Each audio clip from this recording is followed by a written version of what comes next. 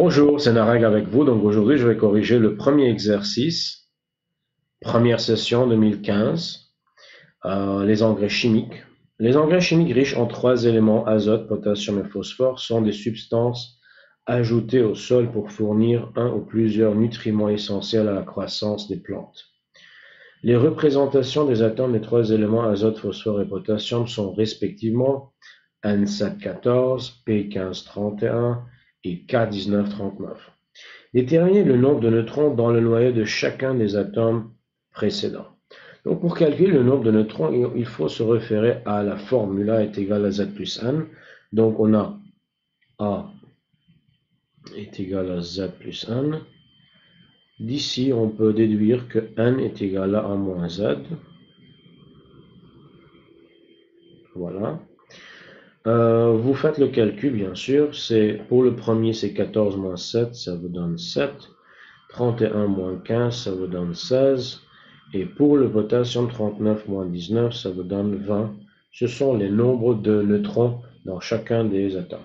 Déduire parmi ces trois atomes celui qui possède le plus grand nombre de neutrons. Donc, vous allez remarquer que le potassium a le plus grand nombre de neutrons. C'est l'élément potassium. Le phosphore est présent dans les engrais sous forme de composé phosphate. Écrire la configuration électronique de l'atome de phosphore. Donc le phosphore, vous savez que a un Z qui est 15, donc l'atome étant électriquement neutre, le numéro atomique, c'est tout à fait le nombre d'électrons, donc ça va vous donner la configuration suivante, K2, L8, M5. Préciser la position de l'élément phosphore dans le tableau périodique.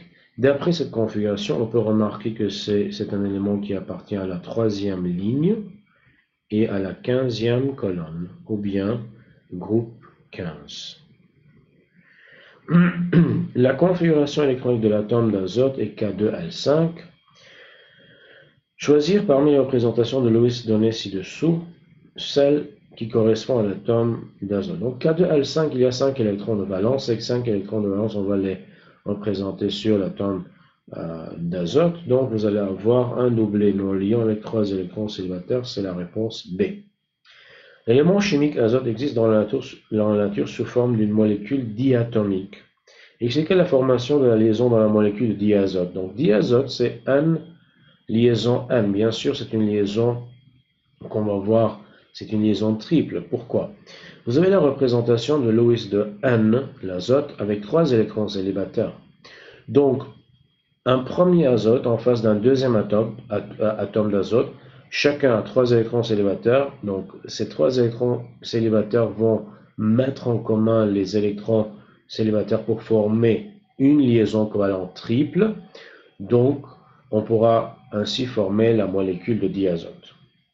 Un sachet d'engrais chimique contient 1,17 g de l'élément nutritif potassium K. Calculez le nombre de moles de l'élément de potassium dans le sachet. Donc, vous allez utiliser ici la formule N est égal à petit m sur grand M. Donc, petit m, c'est 1,17.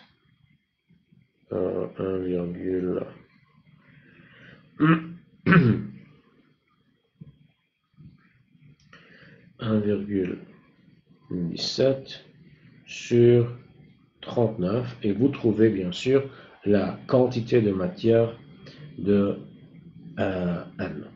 Relevez du texte l'intérêt d'ajouter un engrais chimique au sol.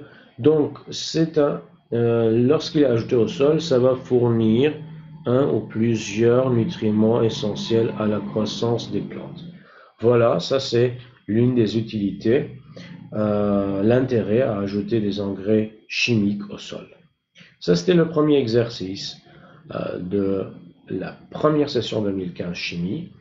Je vais vous demander à s'abonner à ma chaîne de YouTube, comme ça vous allez être vous allez savoir si jamais je vais mettre d'autres vidéos ou bien je commence à